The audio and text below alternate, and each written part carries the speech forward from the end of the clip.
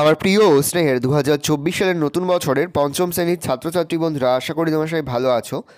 আজ আমরা যে বিষয়টি নিয়ে আলোচনা করব, পঞ্চম শ্রেণীর সেকেন্ড সামেটিভ অর্থাৎ দ্বিতীয় পর্যায়ক্রমিক মূল্যায়নের আমাদের পরিবেশের সিলেবাস, প্রশ্ন কাঠামো এবং নমুনা প্রশ্নপত্র নিয়ে।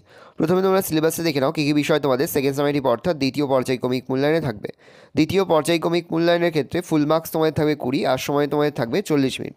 দেখে নাও কী কী বিষয় তোমাদের থাকবে পশ্চিমবঙ্গের সাধারণ পরিচিতি, পরিবেশ ও সম্পদ, আর থাকবে পরিবেশ ও উৎপাদন। এই বিষয়গুলো তোমাদের কিন্তু সেকেন্ড সামেটিভ অর্থাৎ দ্বিতীয় পর্যায়ক্রমিক মূল্যায়নে থাকবে। এবার আমরা নমুনা প্রশ্নপত্রটা দেখে নেব। প্রিয় ও স্নেহের 2024 সালের নতুন বছরের পঞ্চম শ্রেণীর ছাত্রছাত্রী বন্ধুরা, আশা করি তোমার সবাই ভালো আছো। আজ আমরা যে বিষয়টি নিয়ে আলোচনা করব, পঞ্চম শ্রেণীর সেকেন্ড সামেটিভ অর্থাৎ দ্বিতীয় পর্যায়ক্রমিক মূল্যায়নের আমাদের পরিবেশের কোশ্চেন পেপার নিয়ে। দেখো সরাসরি স্ক্রিনে কিন্তু আমরা পঞ্চম শ্রেণীর সেকেন্ড সামেটিভ অর্থাৎ দ্বিতীয় পর্যায়ক্রমিক মূল্যায়নের আমাদের পরিবেশের কোশ্চেন পেপারটা দেখতে পাচ্ছ। ফুল মার্কস তোমাদের রয়েছে 20 আর সময় তোমাদের রয়েছে 40 মিনিট। একে দাগে রয়েছে সঠিক উত্তরটি নির্বাচন করে লেখো যে কোনো চারটি প্রতিটি প্রশ্নের মান 1 করে 1 × 4 = 4। প্রথম, সুন্দরবন অঞ্চলের একটি নদী হলো মাতলা, মহানন্দা না তিস্তা? উত্তর হবে মাতলা। পরের প্রশ্ন, এক শৃঙ্গ গন্ডার দেখা যায় মালদায়, জলদাপাড়ায় না ঝাড়গ্রামে? উত্তর হবে জলদাপাড়ায়। প্রশ্ন, গান্ধীবুড়ি নামে পরিচিত কল্পনা দত্ত, মাতঙ্গিনী হাজরা, প্রীতিলতা ওয়েদ্দেদার? উত্তর হবে মাতঙ্গিনী হাজরা। প্রশ্ন, বেলে মাটি, দোআঁশ মাটি, এঁটেল মাটিতে বালি ও কাদার ভাগ সমান থাকে? উত্তর হবে দোআঁশ মাটি। প্রশ্ন, স্বাধীন ভারতের প্রথম প্রধানমন্ত্রী হলেন আম্বেদকর, জওহরলাল নেহেরু, রাধাকৃষ্ণন? উত্তর হবে জওহরলাল নেহেরু। প্রশ্ন, কোথাকার মাটির পুতুল বিখ্যাত? উত্তর লিখবে কৃষ্ণনগর। দুই দাগের শূন্যস্থান পূরণ করো যে কোনো চারটি প্রতিটি প্রশ্নের মান 1 করে 1 × 4 = 4। প্রথম, পশ্চিমবঙ্গের সবচেয়ে বড় উঁচু পর্বতশৃঙ্গ হলো ড্যাশ? উত্তর লিখবে সান্দাকফু। তাহলে পশ্চিমবঙ্গের সবচেয়ে বড় উঁচু পর্বতশৃঙ্গ হলো সান্দাকফু। প্রশ্ন, আজাদ হিন্দ ফৌজ গঠন করেন ড্যাশ? উত্তর লিখবে সুভাষচন্দ্র বসু। তাহলে আজাদ হিন্দ ফৌজ গঠন করেন সুভাষচন্দ্র বসু। প্রশ্ন, উত্তরবঙ্গের একটি নদী হলো ড্যাশ? উত্তর লিখবে ভাগীরথী। তাহলে উত্তরবঙ্গের একটি নদী হচ্ছে ভাগীরথী। প্রশ্ন, বঙ্গভঙ্গ হয় ড্যাশ সালে? উত্তর লিখবে 1905 সালে। তাহলে বঙ্গভঙ্গ 1905 সালে হয়েছিল। প্রশ্ন, মাস্টারদা নামে পরিচিত ড্যাশ? উত্তর লিখবে সূর্য সেন। তাহলে মাস্টারদা নামে পরিচিত সূর্য সেন। পরে হচ্ছে ড্যাশ একটি বিষাক্ত গ্যাস? উত্তর লিখবে কার্বন মনোক্সাইড। তাহলে কার্বন মনোক্সাইড একটি বিষাক্ত গ্যাস। তিনি তাকে রয়েছে নিচের প্রশ্নগুলির পূর্ণবাক্য উত্তর যে কোনো চারটি প্রতিটি প্রশ্নের মান 1 করে 1 × 4 = 4। প্রথম, একটি অপ্রচলিত শক্তির নাম লেখো। উত্তর লিখবে সৌরশক্তি, জোয়ারভাটা শক্তি আর বায়ু শক্তি। তাহলে একটি অপ্রচলিত শক্তি হচ্ছে সৌরশক্তি, জোয়ারভাটা শক্তি আর বায়ু শক্তি। সুন্দরবন কোন গাছের জন্য বিখ্যাত? উত্তর লিখবে সুন্দরী। তাহলে সুন্দরবন সুন্দরী গাছের জন্য বিখ্যাত। প্রশ্ন, জাতির জনক নামে পরিচিত কে? উত্তর লিখবে মহাত্মা গান্ধী। আমরা সবাই জানি জাতির জনক বলা হয় মহাত্মা গান্ধীকে। প্রশ্ন, ধান কাটা ও ঝাড়ার জন্য ব্যবহৃত আধুনিক যন্ত্রটির নাম কি? উত্তর লিখবে হারভেস্টার। তাহলে ধান কাটা ও ঝাড়ার জন্য ব্যবহৃত আধুনিক যন্ত্রটির নাম কি? উত্তর লিখবে হারভেস্টার। এখন কিন্তু তোমরা মাঠে দেখলেই দেখতে পাবে ধান কাটা এবং ঝাড়াইয়ের জন্য কিন্তু হারভেস্টার যন্ত্রের ব্যবহার করা হচ্ছে। হচ্ছে বাঁশের কেল্লা কে তৈরি করেছিল? উত্তর লিখবে তিতুমির। তাহলে বাঁশের কেল্লা কে তৈরি করে? হচ্ছে তিতুমির। প্রশ্ন, আমার সোনার বাংলা আমি তোমায় ভালোবাসি এই গানটি কে লিখেছেন? উত্তর লিখবে বিশ্বকবি রবীন্দ্রনাথ ঠাকুর লিখেছিলেন। চার দাগে রয়েছে নিচের প্রশ্নগুলির সংক্ষিপ্ত উত্তর দাও যে কোনো চারটি প্রতিটি প্রশ্নের মান 2 করে 2 × 4 = 8। প্রথম, নিত্যবহ নদী কাকে বলে? উত্তর লিখবে যে নদীতে সারা বছর জল থাকে এবং বয়ে যায় তাকে নিত্যবহ নদী বলে। দিনের বেলায় সূর্যের তাপে কিছুটা বরফ গলে জল হয়ে খাড়া পর্বত থেকে হুড়মুড় করে নিচে নেমে আসে, এইভাবেই নিত্যবহ নদীর সৃষ্টি হয়। তাহলে আরেকবার দেখে নাও, যেসব নদীতে সারা বছর জল থাকে এবং বয়ে যায় তাকে নিত্যবহ নদী বলে।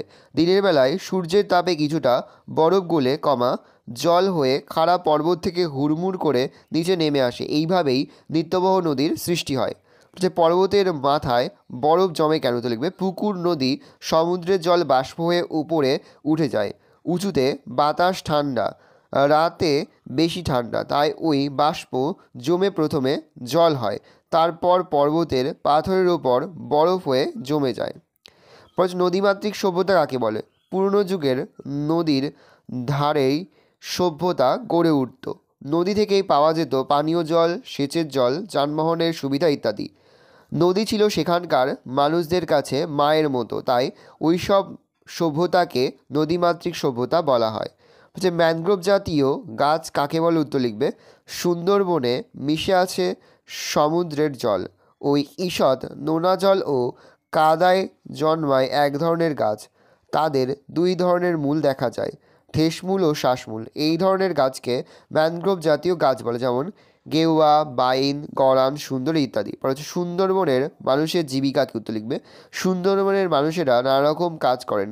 বেশিরভাগ মানুষ চাষ ও মধু সংগ্রহের কাজে নিযুক্ত। এছাড়া তারা নৌকা তৈরি করা ও চালানো, মাছ ও মিন ধরা, কাঁকড়া শিকার ইত্যাদি কাজেও যুক্ত আছে। পরে হচ্ছে তিতুমির কাদের বিরুদ্ধে ও কেন লড়াই করেছিল? তিতুমির ইংরেজ ও তাদের সঙ্গী দেশীয় জমিদার মহাজনদের অন্যায় জুলুমের বিরুদ্ধে প্রচণ্ড লড়াই করেছিলেন। এছাড়া তিনি নীলকরদের বিরুদ্ধেও খুব লড়েছিলেন। নীলকর সাহেবরা আমাদের ভালো উর্বর জমিতে নীল চাষ করতে বাধ্য করেছিল।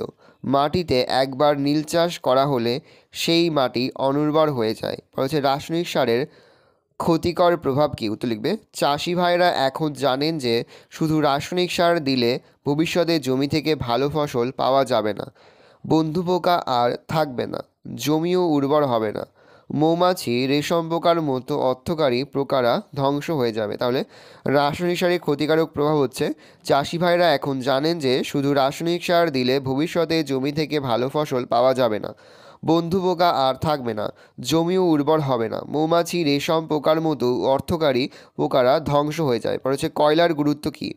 কয়লা মানুষের খুবই দরকারি জিনিস। কয়লা থেকেই আমরা পাই ন্যাপথা, গন্ধক, অ্যামোনিয়া, আলকাত্রা, ন্যাপথলিন, জ্বালানি তেল, স্যাকারিন, ফেনল, বেনজল, ক্রিওজোট, টুইন ইত্যাদি। আর কয়লা পুড়িয়েই বিদ্যুৎ তৈরি হয়। এই কয়লা হলো প্রাকৃতিক সম্পদ। প্রকৃতির এই সম্পদকে ভিত্তি করে বহু শিল্প গড়ে উঠেছে। ভালো করে দেখে নাও, এই রয়েছে টোটাল তোমাদের সেকেন্ড সামেটিভ অর্থাৎ দ্বিতীয় পর্যায়ক্রমিক মূল্যায়নের পঞ্চম শ্রেণীর আমাদের পরিবেশের কোশ্চেন পেপার। ভালো তোমরা কোশ্চেন পেপারটা দেখে নাও। এই ধরনের কোশ্চেন প্যাটার্নেই কিন্তু প্রতিটি স্কুলে তোমাদের কিন্তু সেকেন্ড সামেটিভ অর্থাৎ দ্বিতীয় পর্যায়ক্রমিক মূল্যায়নের প্রশ্নপত্র হবে, সেহেতু ভালো করে তোমরা কোশ্চেন পেপারটা দেখে নাও। আশা করি ভিডিওটা ভালো লেগেছে। ভিডিওটা ভালো লাগলে ভিডিও লাইক করতে একদমই ভুলবে না। আর আমার চ্যানেল নতুন হওয়া লাল কালার সাবস্ক্রাইব প্রেস করে পাশে বেল আইকন প্রেস করে যখন নতুন কোনো ভিডিও আপলোড করি সবার ফার্স্ট নোটিফিকেশন তোমরা পেয়ে যাও। আর এই ভিডিওটি তোমার বন্ধু বান্ধবী আত্মীয় স্বজন সবার মধ্যে কিন্তু অনেক অনেক শেয়ার করে দাও যারা এবছর পঞ্চম শ্রেণীতে পড়ছে। আমরা কিন্তু ইতিমধ্যে পঞ্চম শ্রেণীর প্রতি বিষয়ের সিলেবাস, প্রশ্নকার এবং নমুনা প্রশ্নপত্র কিন্তু আপলোড করে দিয়েছি। তোমরা যদি এখনও পর্যন্ত সেই ভিডিওগুলো না দেখে থাকো, ভিডিওগুলো কিন্তু তাড়াতাড়ি দেখে নাও। কোথাও লিখতে বা বুঝতে যদি কোনো রকম অসুবিধা হয় তাহলে কিন্তু নির্দ্বিধায় কমেন্ট সেকশনে কমেন্ট করে জানাতে একদমই ভুলবে না। ভালো করে তোমরা কোশ্চেন পেপারটা দেখে নাও।